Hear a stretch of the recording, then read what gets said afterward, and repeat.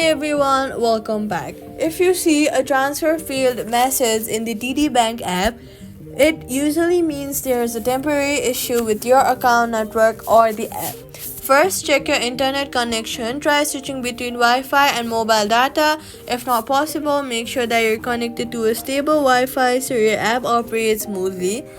After that, go ahead and confirm that the sending and receiving accounts are active and have sufficient funds.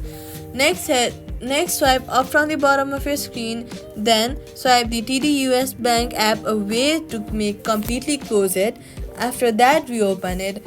Now, try the transfer again after a few minutes, especially if the app is busy. If the error continues, log out of the app and log back in to refresh your sessions. After these steps, transfers should go normally in the TD Bank app, and that's it. Subscribe for more quick fixes.